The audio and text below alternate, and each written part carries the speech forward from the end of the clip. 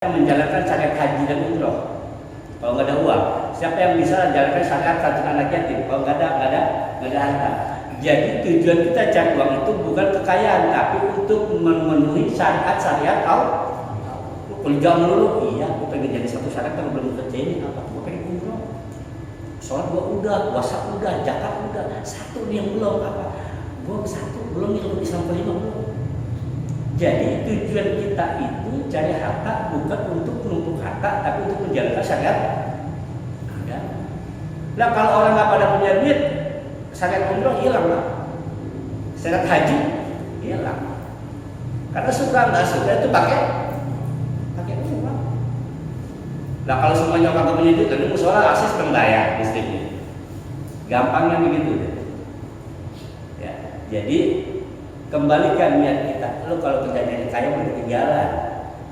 Orang kaya, yang kaya udah banyak dulu. Orang-orang sebelum kita sudah banyak kan kaya. Tahu ujung-ujungnya apa? Modal, mati. Nah, ini kesempatan nih. Kesempatan Allah kasih kita badan sehat, Allah kasih kita skill, Allah kasih kita kompetensi, kemampuan untuk bisa memproduksi sesuatu. Ya sudah. Berdayakan itu untuk apa? Untuk modal akhir.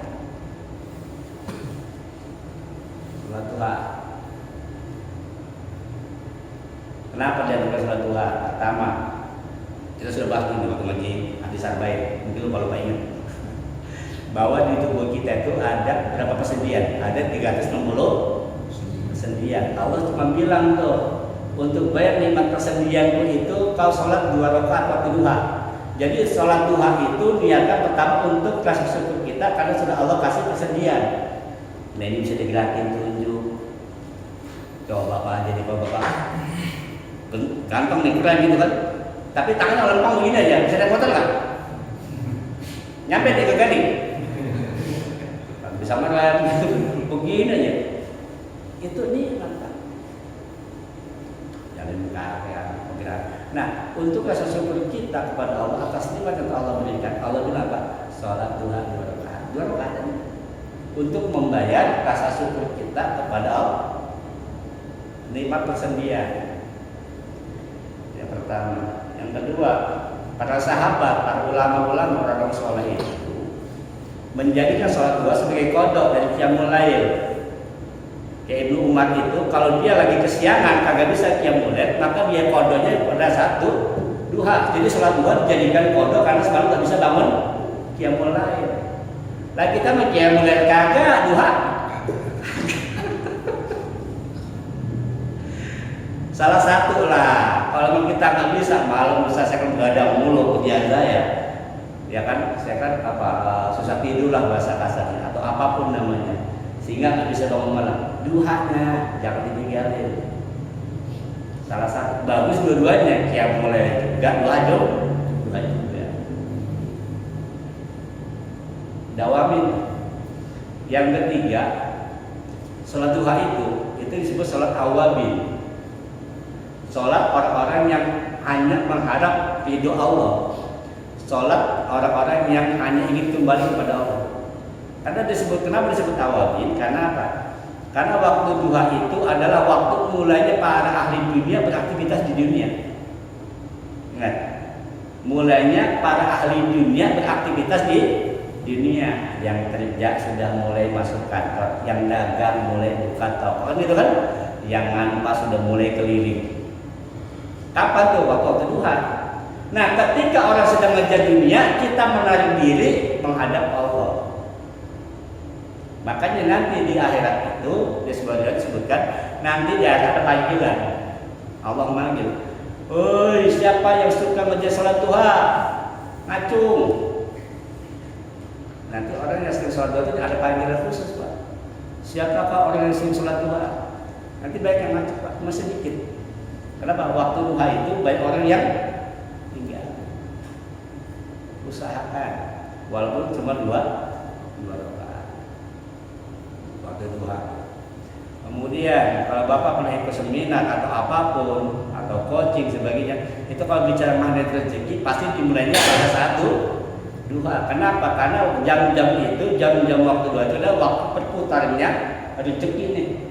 Ketika rezeki sedang berputar di atas ini, nah kita ambil magnetnya. Magnetnya apa? Dengan cara mendekatkan maha pemberi rezeki, yaitu Allah. Dan kita minta Allah. Maka dia bilang sholat duha itu bisa kaya. Nah cuma ada orang, Ustaz, satu orang duha tapi nggak kaya-kaya. Nanti dulu. Kaya itu apa? Rasulullah bilang kaya itu bukan karena banyak harta. Yang disebut kaya itu adalah orang yang kebutuhannya nggak banyak, itu namanya kaya. Orang yang kebutuhannya nggak banyak namanya kaya. Tapi orang yang banyak butuhnya berarti orang miskin. Banyak orang mobilnya banyak, rumahnya mewah, tapi kebutuhannya banyak, kurang mulu. Ada cerita, Pak, koruptor itu tuang-tuang orang miskin ya. Justru orang yang hartanya banyak. Nah orang yang sering sholat duha itu, walaupun dia hartanya nggak banyak, tapi Allah kasih kebutuhannya sedikit. Kebutuhannya sedikit. Hari ini dagang cuma dapat 10.000 perak, tapi Allah kasih nikmat banyak tuh. Sehat, bocahnya pada patuh, nggak kelaparan. Karena pada hakikatnya orang kaya adalah orang yang banyak butuhnya, bukan banyak harta. Orang miskin adalah orang yang banyak butuhnya. Nah kalau kita cuma punya motor butut, tapi memang cuma segitu doang, kita nggak butuh apa-apa, ya itulah yang kaya. Baik kata Rasulullah, orang kaya adalah ketika kamu bisa makan malam, kamu tuh orang kaya. Kenapa? Karena belum tentu besok pagi kamu bisa makan, emang hidup. Belum tentu. Salat duha, insya Allah orang yang rutin itu salat duha itu Allah kasih solusi. Jadi Allah makhraja. Nah kalau bisa nih, ada beberapa yang lain ulama baik aja tuh ulama. Kalau kita lagi banyak masalah gitu kan, banyak masalah, kemudian juga kerjaan nggak kelar-kelar dan sebagainya. Satu sholat duha 4 rakaat minimal rutin itu. Tapi memang kayak gini mah nggak instan. Orang kalau mau makan durian apa nanamnya lama. Itu kalau tapi mahal. Kalau yang murah mah kangkung nggak usah ditanam, nunggu sendiri tapi nggak ada. Nah duha 4 rakaat. Rakaat pertama baca apa tuh? Baca Asyamsi. Ulama ngajarin. Rakaat kedua baca duha. Rakaat ketiga baca kafirun, keempat baca qul udah kelar minta Allah dan insyaallah. Mintanya apa? Terserah mau minta apa. Nggak ngerti bahasa Arab, bahasa Indonesia minta.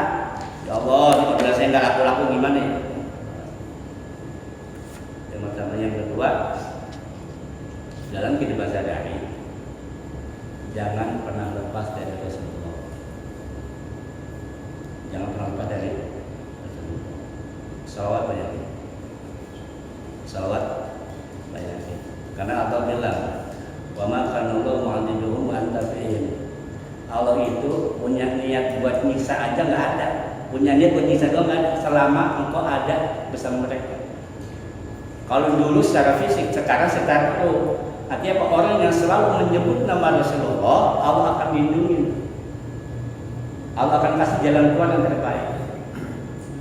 Banyak Pak orang-orang yang sering sholat itu Allah kasih. Ya kalau saya udah bayar rasanya kita harus minimal ya, itu bayar yang rasanya. Maka Al-Quran bilang, ala bidzikrillah tatmainnul qulub. Kalau hati ingin tenang maka berzikir. Sebagian ulama menafsirkan dzikrullah itu adalah nama lain dari Rasulullah. Rasulullah punya namanya dzikrullah. Jadi artinya apa?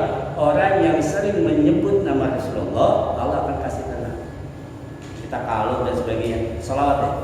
Nanti pelan-pelan itu pasti ada ketenangan. Pasti akan ada ketenangan. Ya Rasulullah hadis, ya Rasulullah tolong. Banyak, insya Allah. Ya. Cerita banyak Pak, orang-orang yang dikejar-kejar utang, jadi kolektor. Jam 4 nih Lain ibu cerita, jam 4 dia punya tagih 10 juta. Jam 4 sore. Jam 2 belum punya duit.